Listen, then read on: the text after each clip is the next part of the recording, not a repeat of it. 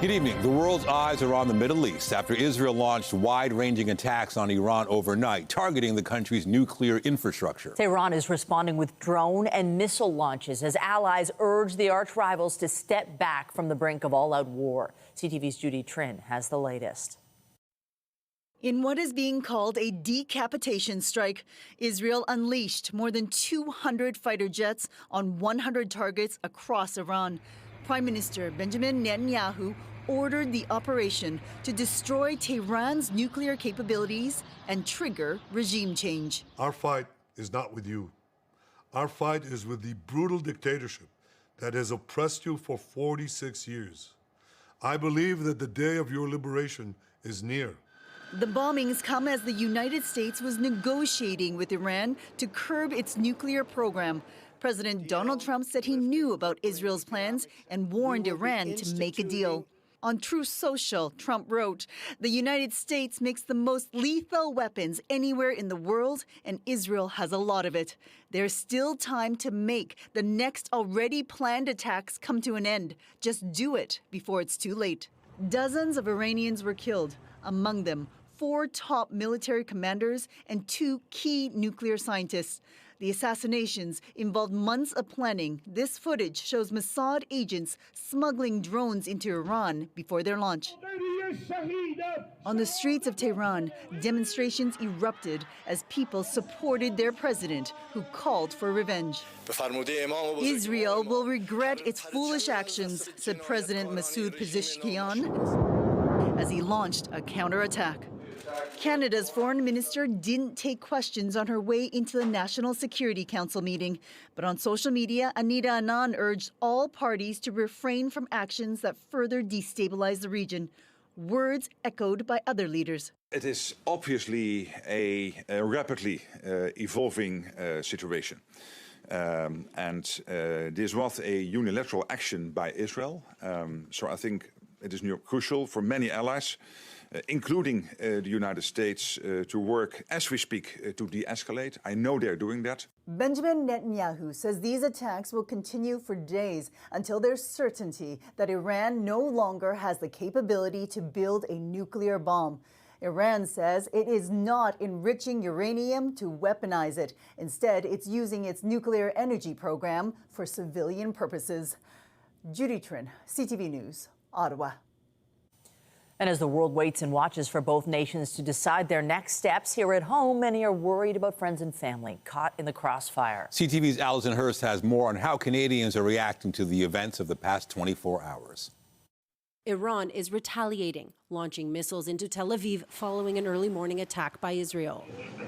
Kavos Hossein Sadeh watched the news from his grocery store in Toronto. They want to make bombs, everybody knows that. Yeah. They want to make bombs, and we don't need bombs. We need peace. We need peace with the neighbors. We need peace with the world. The news also reached members of Toronto's Jewish community. Iran is a rogue country that has conducted wars via, third parties in Israel, in Yemen, in other countries, and it's a very dangerous situation to have a country like Iran. Israel is helping the whole world to be a safe place. The Israeli strikes targeted Iran's nuclear program and killed 3 of Iran's top military leaders. This really is an escalation and could lead to a greater regional conflict. Iran has long maintained its nuclear program is for civilian purposes only.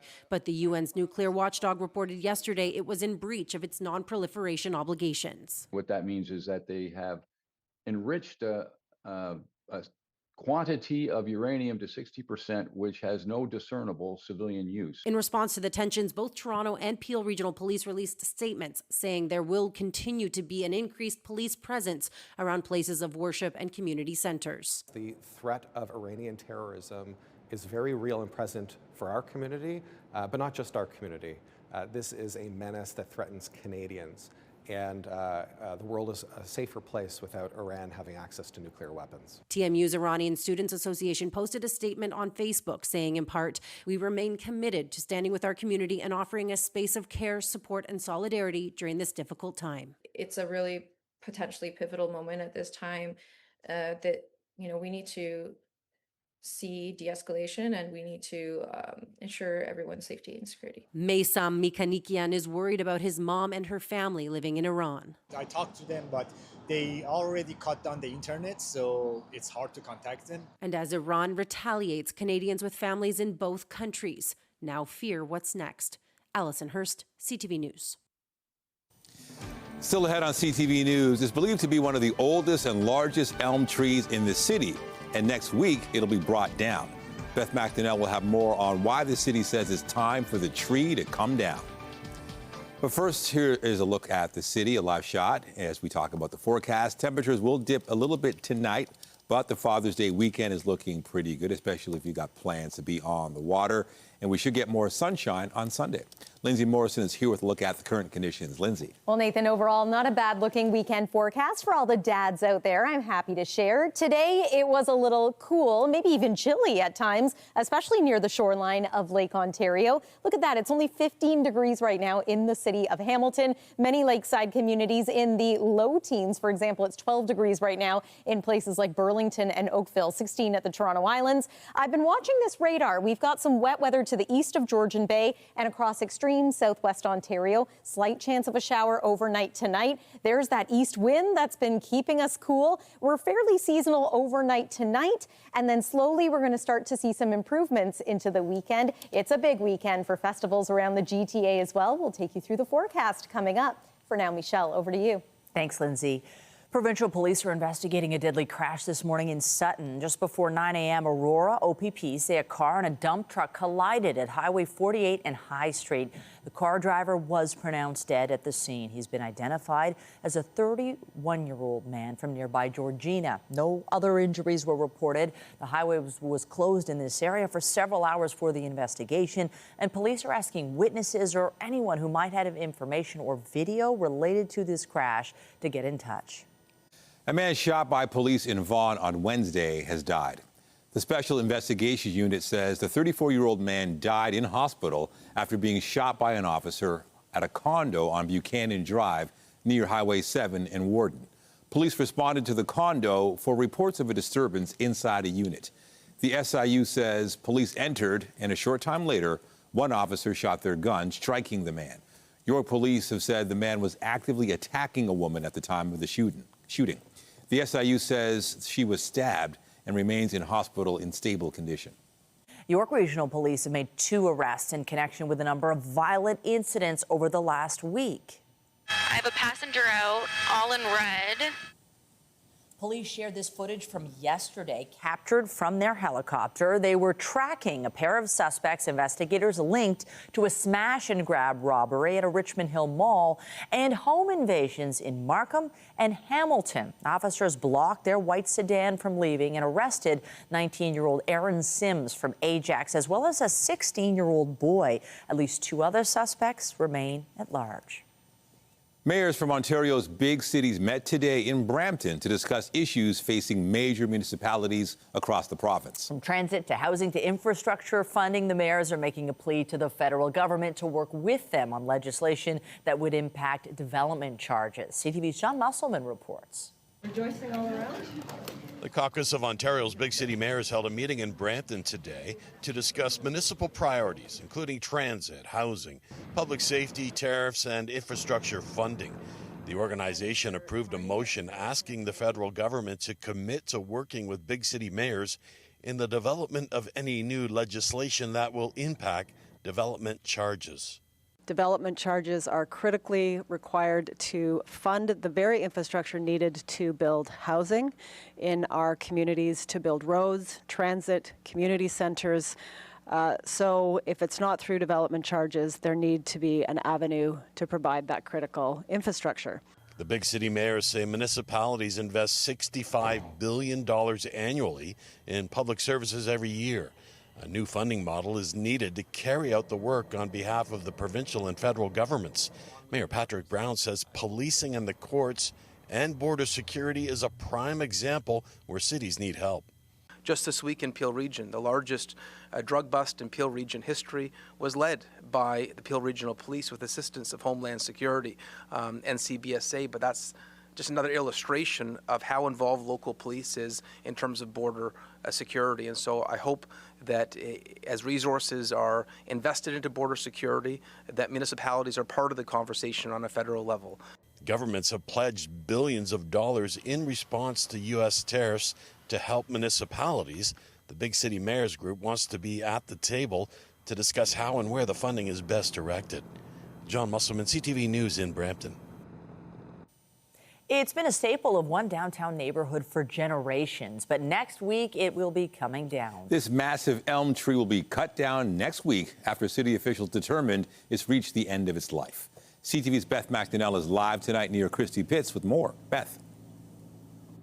Yeah, I'm on Barton Avenue at the north end of Christie Pitts Park. This tree means a lot to people in the neighborhood. All day, people have been coming by to take pictures, reminisce, and give a final goodbye. I'll go on the record for this big tree. It's one last big hug for a big tree. I love this tree. I've been watching it from Christie Pitts Park for years. It had a full canopy of leaves all grown in, providing shade and shelter for humans and birds. And this year, as you can see, there are no leaves on probably 95% of it. Dominating the landscape, the enormous American elm, also called a white elm, has been standing tall in the Christie Pitts neighborhood for a century, but now it's coming down. At the end of May, the city found the tree was nearly dead. The signs for a road closure next week to remove it are going up instead. I'm very upset. It brings me to tears because a tree like this doesn't, come along every day, and I'll never see a tree like this again in my neighborhood in my lifetime. I'm sad, to be honest. I've been investigating and inspecting this tree for the last 10 years. Staff say the native elm tree is one of the largest in Toronto and was one of the few survivors of Dutch elm disease, which ravaged the population. It was being injected with fungicide, and while tissue tests for the disease, along with another disease called yellow elms, were inconclusive, they say illness can take over quickly. This is a big hit to sort of that downtown urban canopy. There's a big hit to people who are familiar with that tree, who like to see it, through the seasons. It's a big hit for us forestry people who are trying to maintain these trees.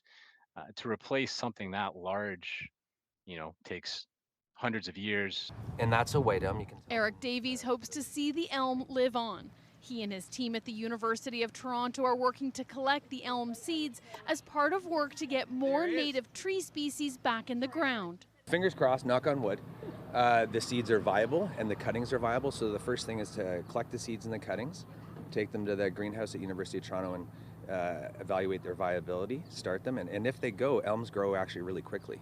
So maybe by the end of the year, we could have trees that big by the fall. A silver lining, perhaps, to the elm's towering presence.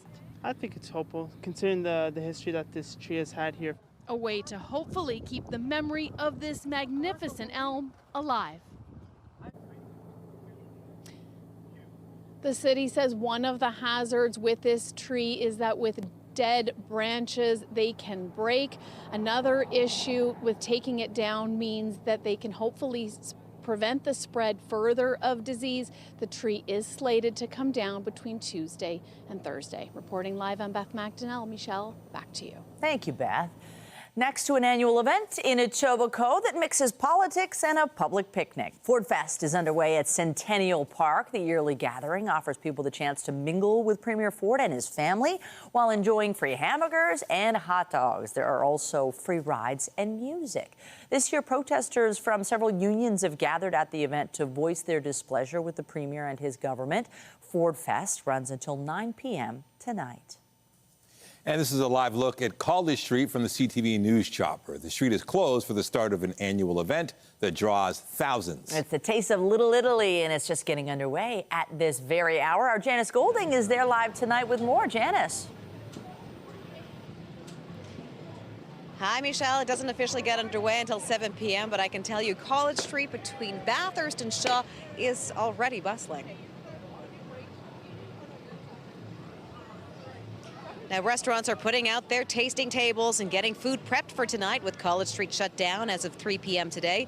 About 250,000 people come out to the event every year, which transforms the heart of Little Italy into an iconic street festival. All weekend, you'll be able to take in delicious food, carnival rides, and some live entertainment with several stages set up along the street. More than 200 local businesses are slated to take part in the Taste of Little Italy this year, which started as a sidewalk sale close to 30 years ago.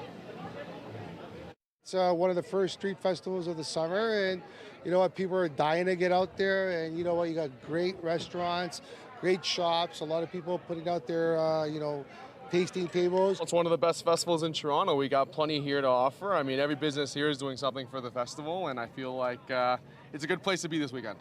Third time we're coming here in this event, and it's so exciting because we have a lot of people come to see and try our food. We are selling the Colombian street food, and people love it. We have empanadas, we have tacos, we have the traditional bandeja paisa. We've never been here before, but my brother's visiting from British Columbia, and we thought we'd just like to show him the culture and street life of Toronto.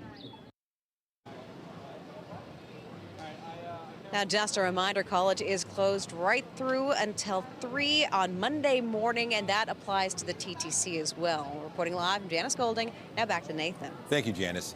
If you're planning to take transit to the Taste of Italy or anywhere else around town tomorrow, the TTC is warning customers of a partial closure on Line 2. Trains will not be running between Jane and Keele because of planned track work. Shuttle buses will fill the gap until regular service resumes Sunday morning at 8. Still ahead, an unusual visitor has been spotted in Port Hope. Tonight, you'll hear from the man who spotted this bear and the warning from local police for anyone else who might see this uninvited guest. But first, we're getting a better picture of what the final moments were like on that Air India jet that crashed less than a minute after takeoff. Almost everyone on board was killed, but today we're hearing from the sole survivor as officials search for answers. Here's CTV's John Venevali-Rao. At the crash site, investigators have only just begun to piece together why the Air India jet struggled to climb so quickly after takeoff. Reviewing a pair of videos of the disaster, and reportedly both of the plane's black boxes have now been recovered. As relatives of so many victims try to come to terms with what happened. All of us at Air India are devastated by this loss. Of the 242 people on board the Boeing Dreamliner headed for London, only Vishwas Kumar survived, astonishingly walking away from the crash. Today, he said he doesn't know why he lived.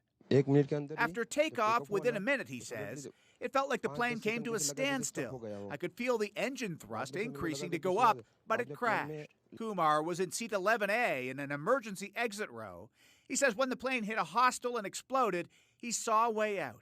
The side of the plane I was on landed on the ground floor. I could see there was a space outside the plane. So when my door broke, I tried to escape through a little space, and I did so. Incredibly, he only suffered minor injuries, while everyone else perished, including Nirali Patel of Toronto, whose husband and other relatives are now en route to India.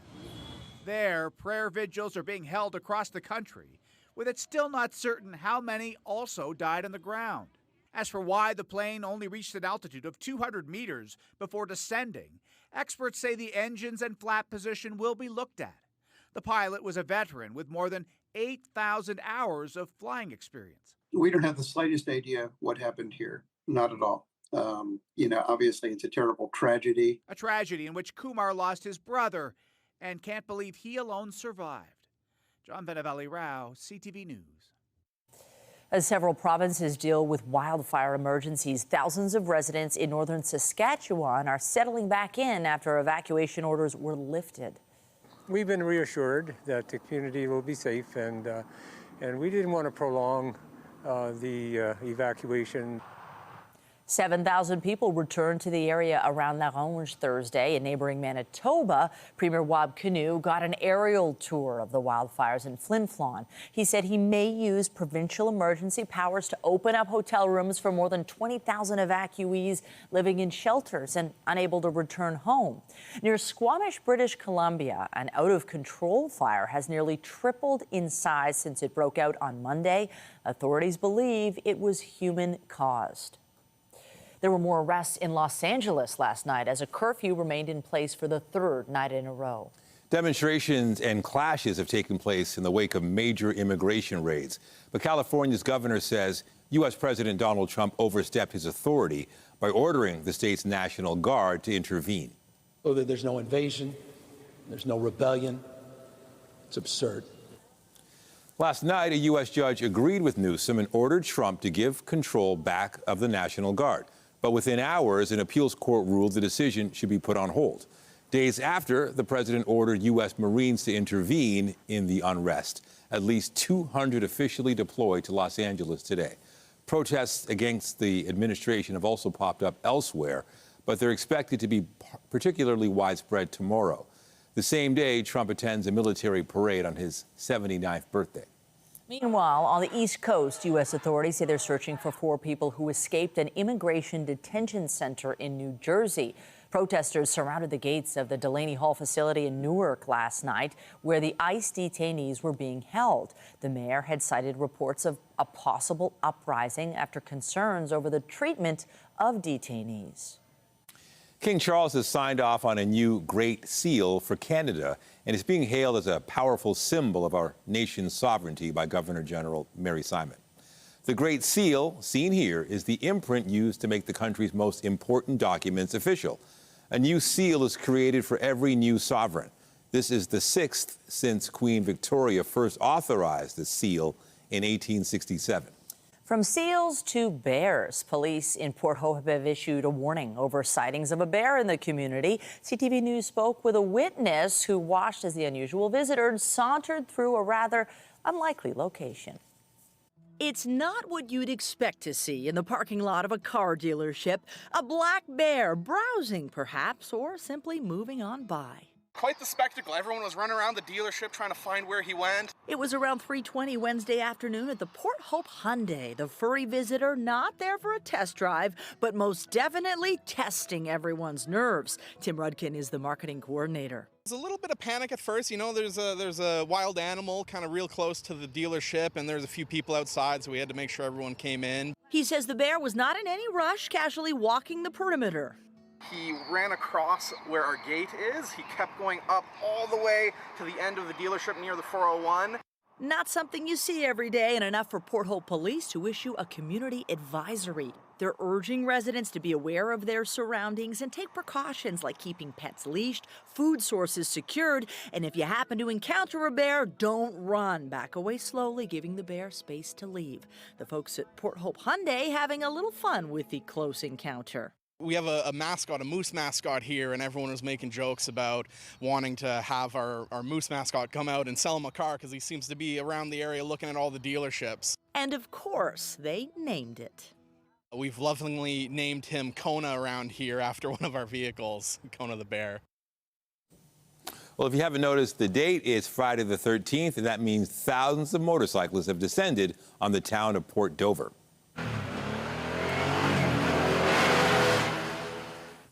Large crowds are packing the streets for the traditional gathering, which has been happening since the early 80s. Port Dover's regular population is just under 8,000, but it swells to about 100,000 every Friday the 13th. Police say they've got an increased presence, urging those taking part to watch out for road closures and keep safety top of mind. Coming up, Angry Birds, a Etobicoke edition. Residents, delivery workers, even reporters, all falling victim to dive-bombing Blackbirds. The story still ahead. And I'm Pat Foran. Coming up on Consumer Alert, it's something many of us use often, going to a bank machine. But police are warning that criminals are using distraction thefts to steal bank cards and empty bank accounts. They're looking for 5 suspects. I'll have my reports. That's just ahead. Well, in addition to so many festivals happening this weekend relating to food and music, we also have the Argos home opener tomorrow. Kickoff is at 4 p.m. That'll be about the warmest point of the day at 21 degrees. And then when it comes to Sunday, no rain check required. Tee times look good for all the dads celebrating on the greens. We're going to take you through the 7-day forecast. Some heat returns through the middle of next week. And stay with us. We've got another full night of great shows for you right here on CTV.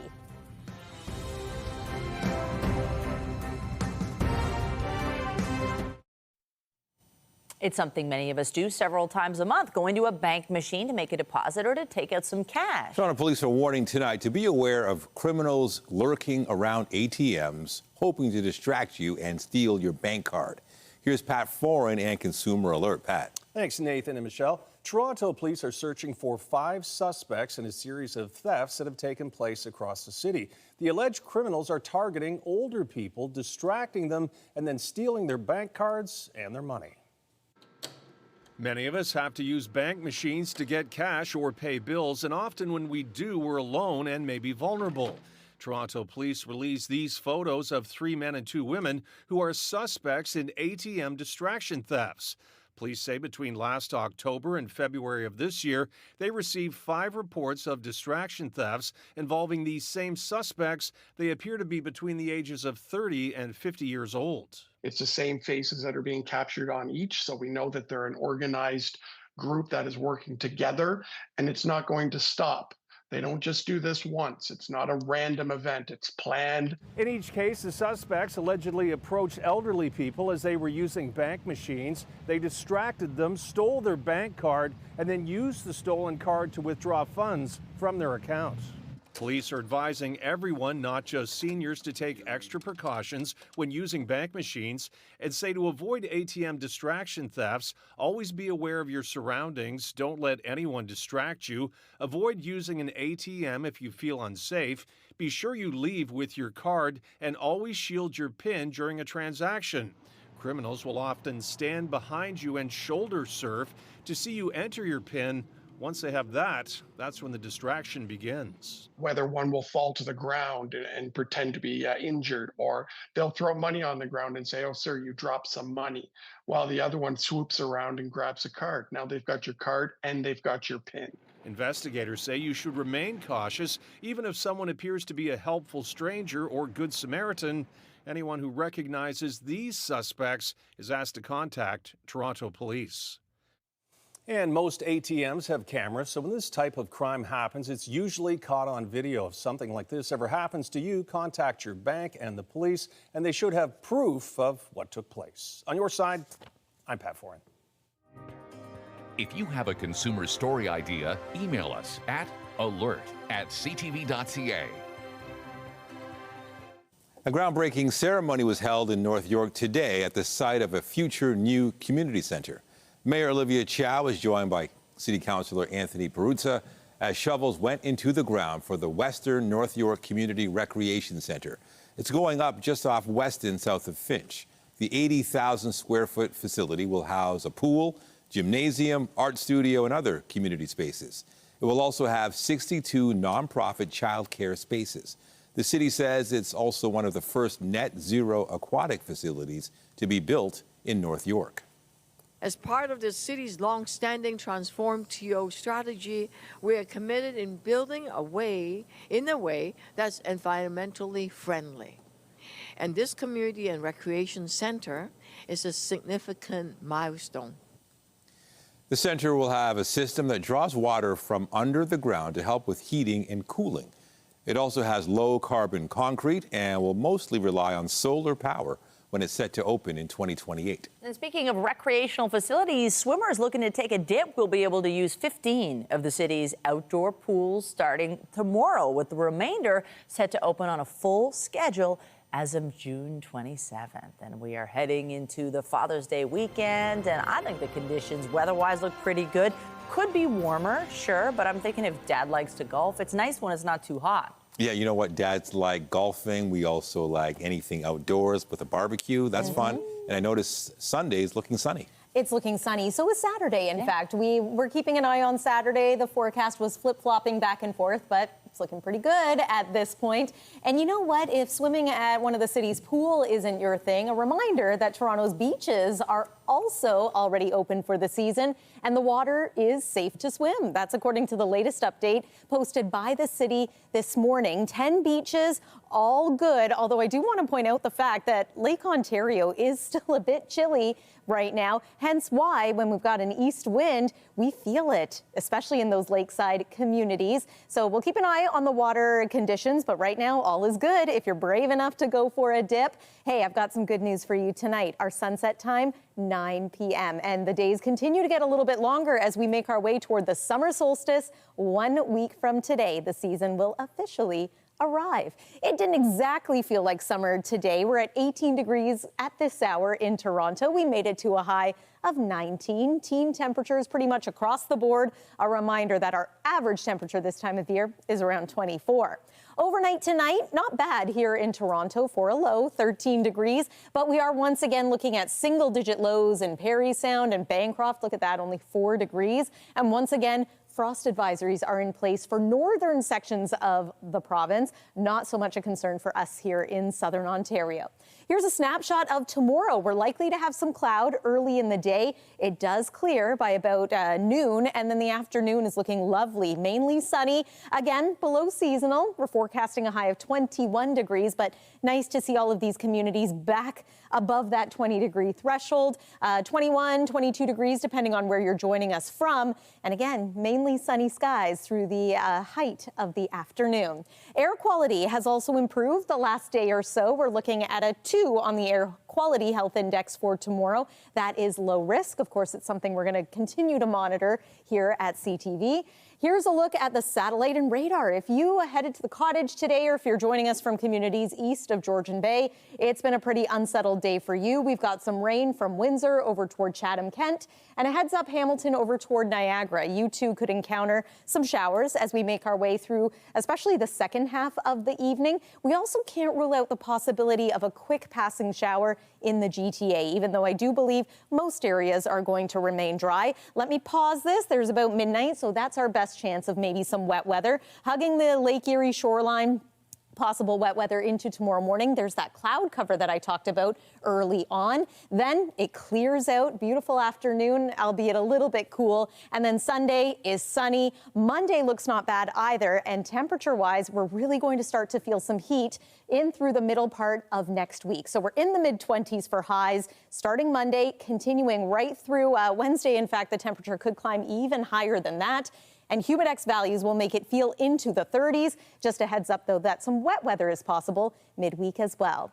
That's your look at the forecast. Dream of a world free from the fear of cancer. The Princess Margaret Cottage Lottery VIP prize deadline is midnight tonight.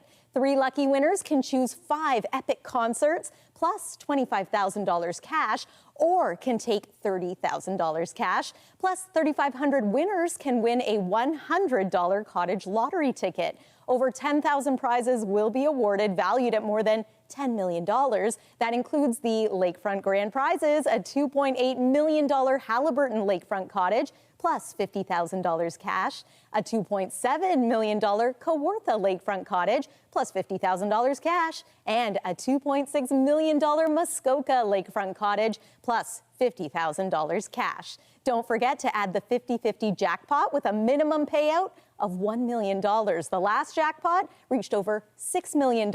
And there are more ways to play with the Cash Calendar and Wanderlist add-on. Get your tickets today at princessmargaretlotto.com or by calling 1-866-631-1234. Nathan, I'll send it over to you. Thank you, Lindsay. Also tonight, she became a household name during the global pandemic. Canada's top doctor is moving on.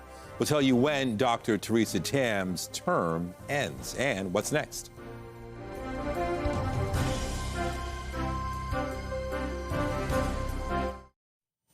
Sickle cell disease is a genetic condition that affects hundreds of thousands of people around the world. Health reporter Pauline Chan tells us now about the latest developments in treatment options. 10-week-old Nyamachet is a bit of a miracle baby for Reve Brown. Reve was diagnosed with sickle cell disease at age 2 and went through numerous treatments, including the gold standard hydroxyurea and then massive blood transfusions every few weeks. Red cell exchange is essentially, it's like a high-powered blood transfusion. So rather than you receiving just 1 bag of donor blood, you would receive up to 8. But there came a time several years ago when even that wasn't helping and she was in excruciating pain.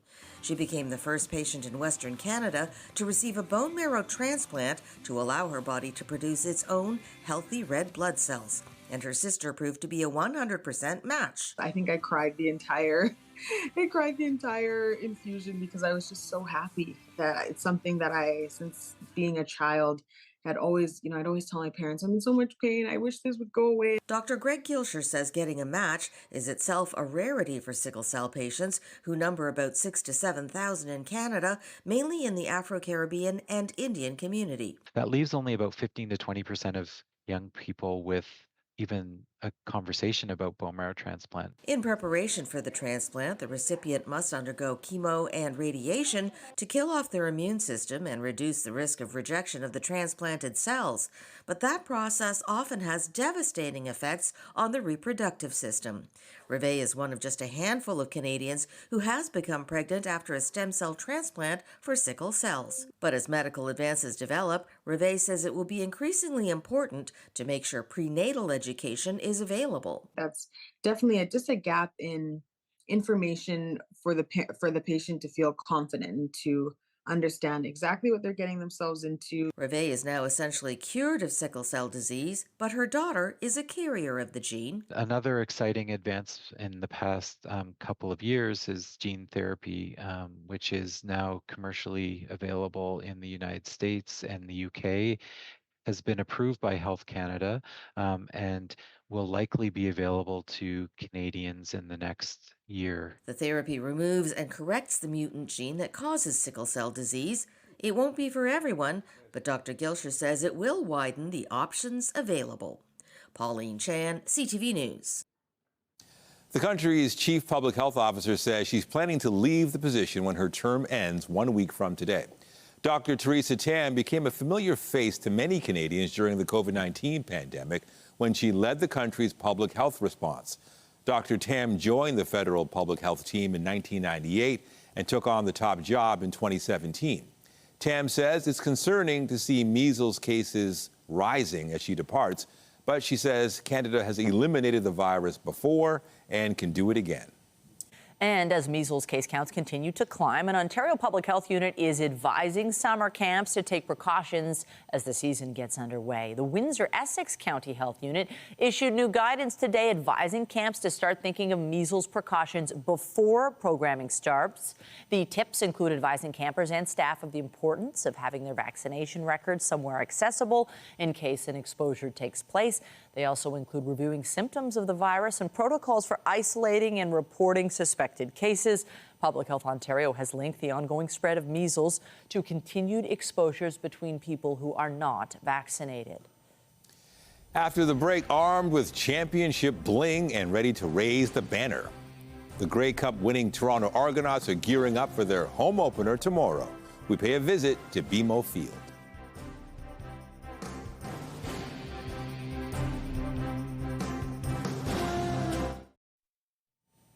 Oil closed above $70 US today, the rise prompted by the new conflict in the Middle East. BNN Bloomberg's Morella Fernandez has more on that and the other business headlines. The price of oil jumped today after that attack by Israel on Iran. West Texas Intermediate spiked to $77 a barrel in the early part of the day before coming back down. There were concerns the attack would disrupt the oil supply coming from Iran. The country produces more than 3 million barrels a day. Here's how the trading day ended. The Canadian dollar is up again to 73.60.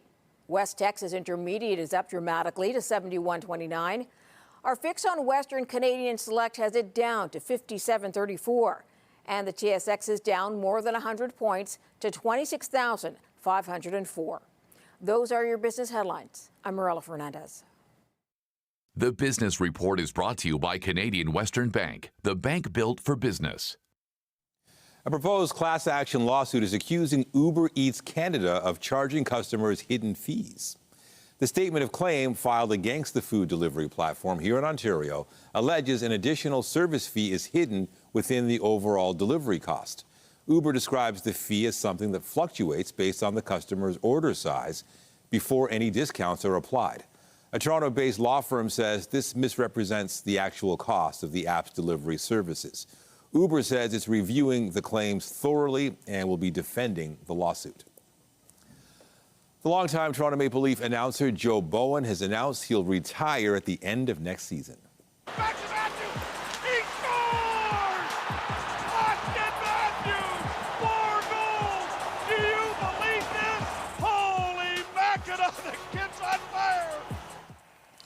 Bowen will leave big shoes to fill after calling Leaf games for more than 4 decades.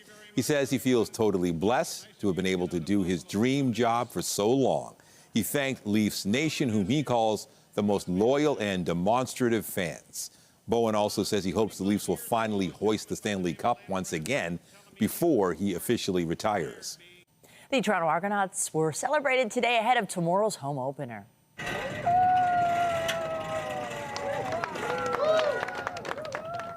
Mayor Chow was joined by Argos General Manager Michael Pinball Clemens to raise the Argos flag at City Hall. The reigning Grey Cup champions are hosting the Calgary Stampeders tomorrow afternoon. CTV's Jessica Smith, who is also going to be one of the team's in-stadium hosts this season, has more on the new rings the players are sporting to celebrate last year's championship. The Toronto Argonauts are stepping into the 2025 season, celebrating their 2024 Grey Cup championship win. Earlier this week, the team received their 2024 Grey Cup rings. Man, the diamonds, they shine. You know, everybody loves diamonds. They're a man's best friend, too. For Argos veteran linebacker Wynton McManus, it's the attention to detail that sets this one apart. Oh, my goodness. The rings are amazing. Just the amount of detail and things that we put into it. You know, everybody coming together, knowing what hard work it took. The ring telling the story not only of the historic win, but the grind to get there.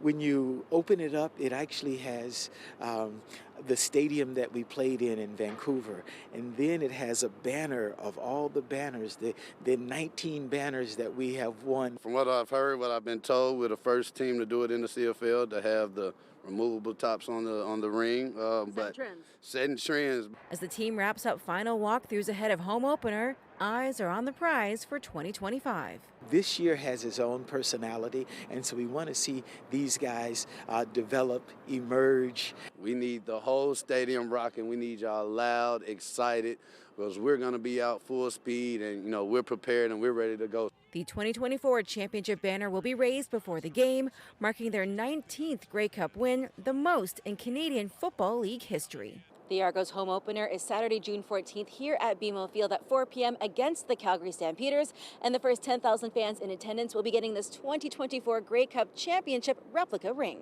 Jessica Smith, CTV News. Just ahead, feathered fury. Blackbirds terrorizing residents in a Toronto neighborhood, targeting those who dare flock into their hood. Our Sean Leathon takes one for the team to bring you the story. That's next. Get Toronto's top stories, breaking news alerts, and watch live. Download the CTV News app. It's an annual and annoying spring tradition for residents in neighborhoods across the city. Overprotective blackbirds swooping down on passing pedestrians in an attempt to protect their nests. In one Etobicoke neighborhood, homeowners say they feel like they're under constant attack. CTV's Sean Leathon was only mildly injured in filing this report. They sit waiting for anyone to cross into their territory, and then they swoop down and attack. I just felt a whoosh of air pass my head and it freaked me out. Yeah, I think once you start walking past them, that's when they start, attacking. They're so aggressive this year. Red-winged blackbirds have been attacking people in this Etobicoke neighborhood. Look out, look out! This video was posted to Facebook by Teresa using the security camera in front of her house where there's a nest. I mean, I can't use my front door anymore, so I have to sneak out the side. My kids and I are all on it every day when we're on our way to school. They know to watch the birds. For the past few weeks, anyone trying to approach the house is attacked, and that includes me today. Here's what it looked like from my end. Red-winged blackbirds are very territorial. Andrea Creston from the Toronto and Region Conservation Authority says this is peak breeding season when blackbird eggs have hatched and babies are vulnerable. He's actively defending this large territory to protect all of those babies so that his genetic material can be passed on and survive into the future. She says the bird's goal is just to drive any threats out of the area. Seems like especially people who are distracted, like if you're on your phone or not paying attention, that's when they really try to get you. So much that people are making peace with being attacked. Living in the city, it makes you feel a little closer to nature, I think. I can't really blame the bird, According to Creston, breeding season lasts for a few more weeks, but Talika Sheehan has a nest in her front yard. So there's one there. There's also one in the bush in our neighbor's yard over there as well, and possibly one in this tree. I haven't been able to see it. Where typical advice is to avoid the area, they've been forced to endure the attacks, almost getting used to it. Like, explain to me how I'm supposed to avoid the area. I can't. It's literally at my front door. I can't avoid walking past them every day. They're hoping something can be done, but they continue to keep their eyes up. Sean Leathong, CTV News. The intrepid Sean Leathong getting it done. Just thinking about the conversation at the dinner table with his wife tonight. What did you do today? Well, I got attacked by birds. Well, he got some good video out of it, so at least there's that. Let's take one more look at your forecast heading into the weekend. A little bit of cloud for tomorrow morning. That is expected to clear. And then we're forecasting a daytime high of 21. Not bad. A little on the cool side, but not as cool as it was today. There's a full look at your weekend forecast. Sunday looks sunny, fantastic. 7-day forecast shows some heat returning into next week. Just watch for some wet weather as early as Tuesday, continuing through Thursday. Going to feel into the 30s. Have a great weekend, everyone. Michelle and Nathan, back to you. Thank you, Lindsay. That's it for us. But be sure to join Heather Butts tonight at 11 for CTV National News, followed by Zoraida Allman with your next local newscast at 11:30. Meantime, our coverage continues anytime on CP24 and at ctvnewstoronto.ca. For Lindsay Morrison and all of us here at CTV News, thanks for watching and have a great night.